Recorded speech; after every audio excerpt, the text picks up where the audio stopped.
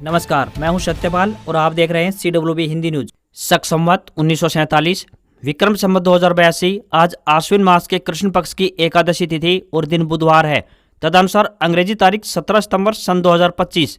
सबसे पहले आज की सुर्खियां। हरियाणा के सीएम ने शिक्षकों की नई ऑनलाइन ट्रांसफर नीति को दी मंजूरी, जल्द खुलने जा रहा है नया पोर्टल। लाडो लक्ष्मी योजना हरियाणा अपडेट 25 सितंबर को ऐप होगा लॉन्च। 1 नवंबर से महिलाओं को मिलेंगे 2100 रुपए, बताएंगे पूरी अपडेट।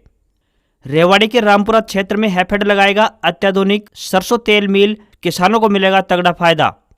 हरियाणा डीएलएड परीक्षा का प्रवेश पत्र हुआ जारी, 25 सितंबर से शुरू होगा एग्जाम। हरियाणा बिजली निगम में ग्रुप बी व ग्रुप सी कर्मचारियों के लिए जल्द लागू होगी ऑनलाइन ट्रांसफर नीति, विभाग के हर वर्ग को मिलेगा लाभ। हरियाणा सीएम सैनी और जेपी नड्डा आज रोहतक एमडीयू पहुंचेंगे। छात्रों को हॉस्टल, कर्मचारियों को क्वार्टरों में रहने के निर्देश, आसपास की दुकानें भी रहेंगी बंद। हरियाणा विद्यालय शिक्षा बोर्ड यानी HBSC खुद बनाएगा डाटा सेंटर, NTA की तर्ज पर तैयार होगा प्लेटफॉर्म। बाजरे की नई फसल की शुरुआत, किसानों की उम्मीद से कम मिल रहे हैं मंडी के भाव। हरियाणा में INLD ने लॉन्च किया सेवक ऐप, अभय चौटाला बोले 15 दिन में शिकायतों का करेंगे खुलासा। सीएम विंडो से सरकार बना रही है बेवकूफ।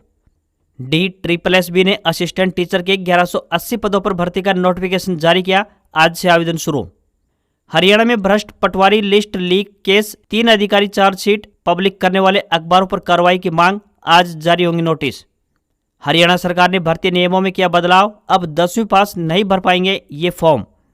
हरियाणा में इस बार टाइम से पहले शुरू होगी धान की खरीद, जल्द घोषित होने जा रहा है शेड्यूल। कॉम्पिटिटिव एग्जाम्स की मुफ्त कोचिंग दिलाएगी सरकार, 30 अक्टूबर आवेदन की अंतिम तिथि, बताएंगे पूरी खबर। दूध, दही व घी और अचार सब मिलेगा सस्ता, मदर डेयरी ने घटाई कीमतें। और एशिया कप में बांग्लादेश ने अफगानिस्तान को 8 रन से हराया, सुपर 4 में पहुंचने की उम्मीदें अभी भी कायम। और अब खबरें विस्तार से। हरियाणा में एक बार फिर से मानसून की हलचल शुरू हो गई है। पंचकुला और यमुनानगर में बीते दिन बारिश हुई है। मौसम विभाग का अनुमान है कि 17 सितंबर से यानी आज से एक बार फिर से मौसम बदलेगा और 19 सितंबर तक लगातार बारिश होगी। हरियाणा में आज से मौसम का मिजाज बदलने जा रहा है। 3 दिनों तक उत्तर और पश्चिमी जिलों में बरसात की संभावना जताई गई है। मौसम वैज्ञानिकों का कहना है कि यह मानसून की आखिरी बारिश हो सकती है। 20 सितंबर के बाद किसी भी समय मानसून विदाई ले सकता है। हिमाचल प्रदेश पर एक साइक्लोनिक सर्कुलेशन बनने के कारण नमी वाली हवाएं तराई वाले क्षेत्रों की तरफ चलने से राज्य में मानसून में हल्की सक्रियता बढ़ने की संभावना जताई गई है, जो कि 17 से 19 सितंबर के दौरान राज्य के उत्तर क्षेत्र के जिलों अंबाला, पंचकुला, यमुनानगर, करनाल, कुरुक्षेत्र, कैथल, पानीपत और सोनीपत में आंशिक बादलवाई व कहीं पर हवाओं व गरज चमक के साथ हल्की से मध्यम बारिश की संभावना है। उधर नुकसान की भरपाई के लिए खोला गया ई क्षतिपूर्ति पोर्टल बंद हो गया है। सरकारी आंकड़ों के मुताबिक बारिश की वजह से 6300 गाँव में 29 लाख एकड़ से अधिक फसलों को नुकसान पहुंचा है। हरियाणा में भाजपा सरकार का चुनावी वादा जल्द पूरा होने वाला है। महिलाओं को 2100 रुपए प्रति माह देने वाली पंडित दीनदयाल लाडो लक्ष्मी योजना 1 नवंबर 2025 से लागू होने जा रही है। इसके लिए 25 सितंबर को पंडित दीनदयाल उपाध्याय जयंती के अवसर पर रजिस्ट्रेशन ऐप लॉन्च हो जाएगा। इसके बाद 1 नवंबर से महिलाओं के बैंक खाते में पैसे आने शुरू हो जाएंगे। योजना के प्रचार के लिए हर जिले में जागरूकता कार्यक्रम भी आयोजित किए जाएंगे। राज्य के कैबिनेट मंत्री कृष्ण बेदी ने बताया कि योजना की रजिस्ट्रेशन की प्रक्रिया बेहद सरल रखी गई है। जिन महिलाओं के पास स्मार्टफोन नहीं है वे भी किसी अन्य का फोन इस्तेमाल करके आवेदन कर सकेंगे। एक ही फोन से लगभग 25 महिलाएं रजिस्ट्रेशन कर पाएंगी, यानी अब उन्हें कॉमन सर्विस सेंटर यानी CSC जाने की आवश्यकता नहीं पड़ेगी। लाभार्थी महिलाओं की उम्र की बात करें तो 23 से 60 साल के बीच होनी चाहिए। परिवार की वार्षिक आय 1 लाख रुपए से कम होनी चाहिए। महिला स्वयं हरियाणा की स्थायी निवासी हो या फिर विवाहित महिला के पति को हरियाणा में कम से कम 15 साल रहते हुए होना जरूरी है। मुख्यमंत्री नायब सिंह सैनी ने खुद कहा है कि पहले चरण में लगभग 18 से 20 लाख महिलाओं को योजना का लाभ मिलेगा। विशेषज्ञों का मानना है कि हर महीने मिलने वाली यह राशि महिलाओं के छोटे मोटे खर्च पूरे करने में मददगार होगी। ग्रामीण और गरीब परिवारों की महिलाएं इस रकम से बच्चों की पढ़ाई, स्वास्थ्य और घरेलू जरूरतों को पूरा कर पाएंगी। हरियाणा के सरकारी स्कूलों में लंबे समय से तबादलों का इंतजार कर रहे शिक्षकों के लिए आखिरकार खुशखबरी आ गई है। दिवाली से पहले ही सरकार शिक्षकों को ट्रांसफर का तोहफा दे सकती है। मुख्यमंत्री नायब सिंह सैनी ने ऑनलाइन ट्रांसफर पॉलिसी में संशोधन को मंजूरी दे दी है। शिक्षा विभाग का संशोधित प्रस्ताव मुख्यमंत्री कार्यालय से पास होकर अब मानव संसाधन विभाग की मंजूरी के लिए भेज दिया गया है। नई पॉलिसी में कपल केस में 5 से 10 अंक मिलने का प्रावधान किया गया है। राज्य या केंद्र सरकार की नौकरी करने वाले पति व पत्नी को 5 अंक, जबकि सेना और अर्धसैनिक बलों में सेवा दे रहे कर्मचारियों के जीवन साथी को 10 अंक मिलेंगे। गंभीर बीमारियों से जूझ रहे शिक्षकों और उनके परिजनों को भी 10 अंक तक का लाभ दिया जाएगा। ट्रांसफर ड्राइव के लिए 80 अंकों का मेरिट स्कोर तय किया गया है। इसमें उम्र को आधार बताते हुए अधिकतम 60 नंबर मिलेंगे। जबकि विशेष परिस्थितियों की बात करें तो इसके लिए 20 अंक तय किए गए हैं। सभी महिला शिक्षकों को 10 नंबर अलग से मिलेंगे। 40 साल से ज्यादा उम्र की अविवाहित महिलाएं, विधवा, तलाकशुदा और न्यायिक रूप से अलग हुई महिलाएं 10 अंक पाएंगी। तलाकशुदा या फिर विधुर पुरुष जिनके नाबालिग बच्चे या अविवाहित बेटियां हैं उन्हें भी 10 नंबर मिलेंगे। दिव्यांग शिक्षकों को 20 अंक तक का लाभ दिया जाएगा। बता दें कि शिक्षा विभाग ने साल 2016 में पहली बार ऑनलाइन ट्रांसफर नीति लागू की थी। उसी साल तबादले हुए थे। उसके बाद जेबीटी के ट्रांसफर अब तक नहीं हो पाए हैं। नीति के अनुसार हर साल स्थानांतरण होने चाहिए थे, मगर यह प्रक्रिया नियमित रूप से नहीं चल पाई। पहले जोन व ब्लॉक स्तर पर चॉइस भरवाई जाती थी, अब सीधा स्कूल स्तर पर विकल्प चुनना होगा। साथ ही एक ही ब्लॉक में 15 साल पूरा करने वालों के लिए भी अगली ड्राइव में हिस्सा लेना अनिवार्य होगा। जिन शिक्षकों को सर्विस रूल के तहत पेनल्टी मिली है उनके अंक काटे जाएंगे। शिक्षकों को सबसे पहले पोर्टल पर पंजीकरण करना होगा, उसके बाद लॉगिन कर अपनी पसंद का स्टेशन भर पाएंगे। हरियाणा सरकार की तरफ से एक बड़ा निर्णय लिया गया है। बता दें कि हरियाणा में अब सरकारी विभागों में केवल 10वीं पास युवा चालक नहीं बन पाएंगे। अब वाहन चालक बनने के लिए उम्मीदवार का 12वीं पास होना अनिवार्य कर दिया गया है। यही नहीं, 10वीं या फिर 12वीं में एक सब्जेक्ट हिंदी या फिर संस्कृत होना भी जरूरी होगा, अन्यथा ग्रेजुएशन में हिंदी अवश्य होनी चाहिए। राज्य सरकार की ओर से 12 साल पुराने नियम में परिवर्तन कर दिया गया है। योजना विभाग के अतिरिक्त मुख्य सचिव अनुराग रस्तोगी द्वारा इस बारे में आदेश जारी कर दिया है। प्रमोशन, प्रतिनियुक्ति या फिर ट्रांसफर के मामलों में भी 10वीं या 12वीं में संस्कृत या हिंदी या फिर स्नातक में हिंदी होना अनिवार्य होगा। ऐसे में अब सिर्फ 10वीं पास उम्मीदवार ड्राइवर नहीं बन पाएंगे।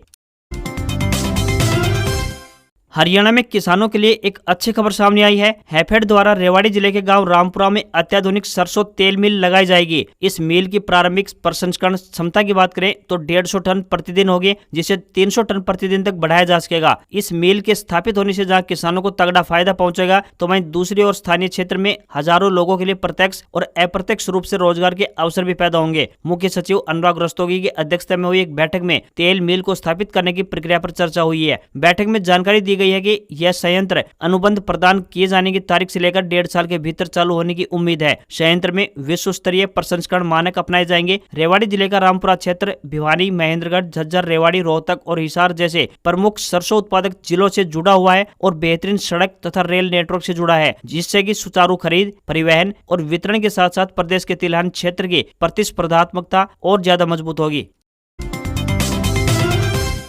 नेशनल टेस्टिंग एजेंसी यानी एनटीए की तर्ज पर अब हरियाणा में भी स्टेट टेस्टिंग एजेंसी यानी एसटीए बनाई जाएगी। Haryana board of school education यानी एचबीएसई को एजेंसी के रूप में विकसित किया जाएगा। इसकी मदद से राज्य स्तरीय परीक्षाओं को एसटीए अपने लेवल से ही आयोजित कर पाएंगे। डेटा सेंटर से हर साल 20.1 करोड़ रुपए के खर्च के भी बचत होने जा रही है। बोर्ड चेयरमैन पवन कुमार ने इस बारे में जानकारी दी है। उन्होंने बताया कि सीबीएसई के बाद दूसरे नंबर पर अब हरियाणा बोर्ड अपना स्वयं का डाटा सेंटर बनाने जा रहा है। पहले जहाँ पर एक कॉपी पर 70 स्क्रीन मार्किंग के खर्च होने थे, अब वहीं पर केवल 3 रुपए खर्च आएगा। ऐसे में 5 लाख विद्यार्थियों के 30 लाख कॉपियों के जहां पर पहले 21 करोड़ रुपए खर्च होने थे, अब वहां पर मात्र 90 लाख रुपए में काम चल जाएगा। ऐसे में बोर्ड की 21 करोड़ 10 लाख रुपए की बचत होगी। उन्होंने कहा कि हमारा खुद का डाटा सेंटर होगा तो एजेंसी से डाटा रखने के लिए भी स्पेस लेने की आवश्यकता नहीं होगी। इंटरनेट भी एचबीएसई का स्वयं का ही होगा। इससे फिर बाद में एजुकेशन डिपार्टमेंट, सभी टीचर्स, विश्वविद्यालय, मेडिकल कॉलेज, हॉस्पिटल का भी डेटा स्टोर रखेंगे, तो जितना भी खर्च होगा उससे ज्यादा बोर्ड की कमाई हो जाएगी।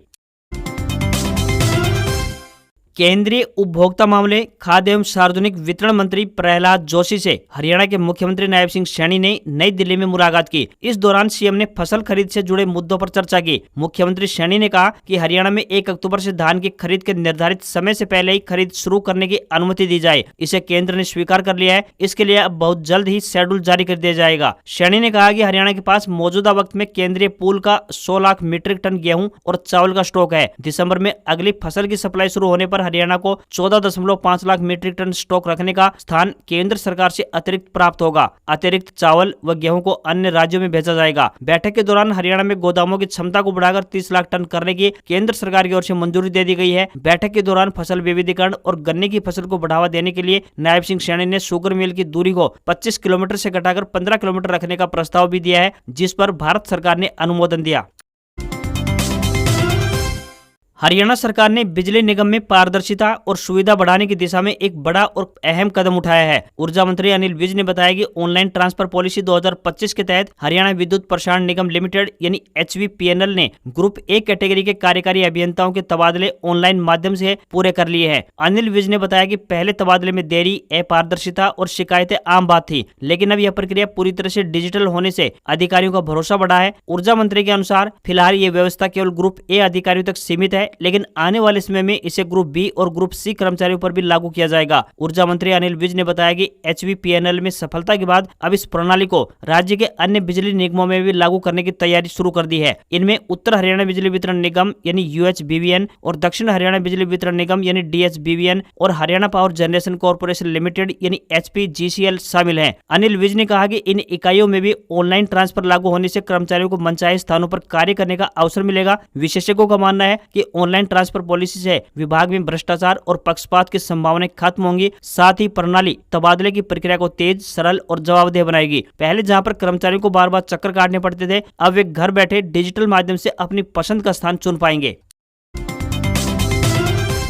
हरियाणा के फतेहाबाद जिले में बाजरा व मूंगफली की आवक शुरू हो गई है। यहाँ भट्टू मंडी में किसान मूंगफली व बाजरे की फसल लेकर पहुंचे। इन दोनों ही फसलों के लिए खरीद के लिए सरकार द्वारा भट्टू मंडी में खरीद केंद्र बनाया गया है, जिनके अनुसार सरकारी खरीद 1 अक्टूबर से शुरू होनी है। किसानों ने फसल निकाल कर लाना शुरू कर दिया है। यहाँ मूंगफली 5500 रुपए प्रति क्विंटल बिके, तो वहीं बाजरा 2200 रुपए प्रति क्विंटल तक बिका, जो कि न्यूनतम समर्थन मूल्य यानी कि MSP से काफी कम रहा। बता दें कि हरियाणा सरकार ने बाजरे का 2775 रुपए प्रति क्विंटल तथा मूंगफली का 7263 रुपए प्रति क्विंटल MSP निर्धारित किया हुआ है। ऐसे में किसानों को बाजरे पर सीधे तौर पर 575 रुपए प्रति क्विंटल और मूंगफली पर 1750 रुपए प्रति क्विंटल का आर्थिक नुकसान झेलना पड़ रहा है। इस बार बाजरे की खरीद के लिए जिले में 3 मंडियां निर्धारित की गई है। फतेहाबाद, पीली मंदोरी और भट्टू मंडी को खरीद केंद्र बनाया गया है। इस साल बाजरे का न्यूनतम समर्थन मूल्य यानी MSP 150 रुपए प्रति क्विंटल बढ़ाकर 2775 रुपए कर दिया है, जबकि पिछले साल ये 2625 रुपए प्रति क्विंटल था। तथा मूंगफली की बात करें तो 7263 रुपए प्रति क्विंटल इस बार MSP निर्धारित किया हुआ है।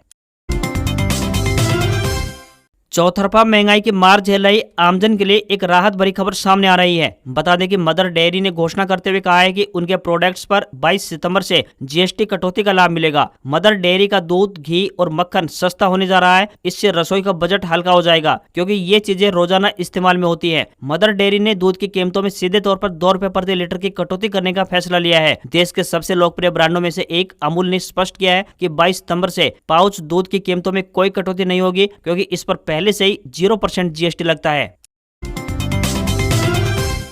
राजधानी दिल्ली में शिक्षा निदेशालय की तरफ से सरकारी स्कूलों के विद्यार्थियों को प्रतियोगी परीक्षाओं की तैयारी के लिए फ्री कोचिंग दिलाने के लिए आवेदन प्रक्रिया की शुरुआत की जा चुकी है। निदेशालय के अधिकारी के अनुसार ये स्कीम महामना पंडित मदन मोहन मालवीय विद्या शक्ति मिशन के तहत चलाई जाएगी। इस योजना का उद्देश्य छात्रों को उच्च स्तरीय प्रतियोगी परीक्षाओं में सफलता हासिल करवाना है। इस योजना के तहत JEE मेंस और advance, NEET, CLAT, CA foundation और CUET जैसी प्रतियोगी परीक्षाओं के लिए तैयारी के लिए स्पेशल कोचिंग सुविधा दी जाएगी। इस योजना के कुल 2200 सीटें उपलब्ध होंगी, जिनमें से हर कोर्स के लिए 50 सीटें लड़कियों के लिए रिजर्व रखी गई है। कोचिंग के लिए रजिस्ट्रेशन प्रक्रिया 12 अक्टूबर से शुरू होने जा रही है। निदेशालय की इस पहल के तहत चयनित छात्रों की कोचिंग फीस, अध्ययन सामग्री और टेस्ट पेपर की व्यवस्था पूर्ण रूप से सरकार करेगी। योजना के लिए छात्रों का सिलेक्शन सामान्य प्रवेश परीक्षा यानी CET 2025 के जरिए किया जाएगा, जिसे 11वीं और 12वीं के आधार पर आयोजित किया जाएगा। एक स्टूडेंट सिर्फ एक ही कोर्स के लिए रजिस्टर हो सकता है। रजिस्ट्रेशन करने की अंतिम तिथि 30 अक्टूबर तय की गई है। ऐसे में जो भी रजिस्ट्रेशन करना चाहते हैं वे छात्र 12 अक्टूबर से लेकर 30 अक्टूबर तक अपना रजिस्ट्रेशन कर पाएंगे। नौकरी की तलाश कर रहे युवाओं के लिए एक अच्छी खबर है। दिल्ली अधीनस्थ सेवा चयन बोर्ड यानी DSSB की तरफ से विभिन्न पदों पर भर्ती के लिए आवेदन मांगे गए हैं। आपको बता दें कि ये भर्तियां स्थायी आधार पर होने जा रही है। जो भी उम्मीदवार इन पदों पर आवेदन भेजने के इच्छुक हैं, वे आधिकारिक वेबसाइट के माध्यम से अपने आवेदन भेज सकते हैं। पदों के अनुसार शैक्षणिक योग्यता जानने के लिए उम्मीदवार ऑफिशियल नोटिफिकेशन चेक कर सकते हैं। जनरल, OBC और EWS के लिए 100 रुपए फीस तय की गई है, तो वहीं SC, ST और PWD के लिए और साथ ही फीमेल कैंडिडेट के लिए कोई फीस नहीं लगेगी। अधिकतम आयु 30 वर्ष हो सकती है। आवेदन करने की अंतिम तिथि 16 अक्टूबर है। सैलरी की बात करें तो विभिन्न पदों के अनुसार 35,400 रुपए से लेकर 1,12,400 रुपए पर मंथ मिलेगी।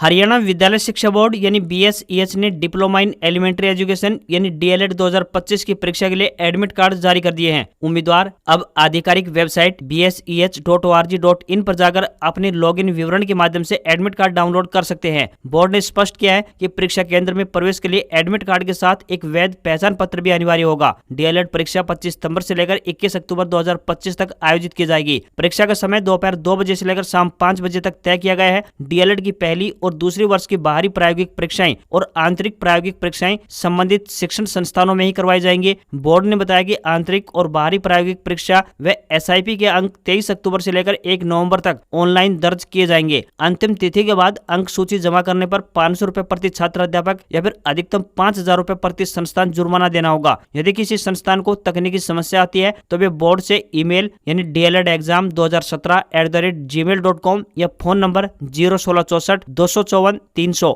यानी 254 300 पर संपर्क कर सकते हैं।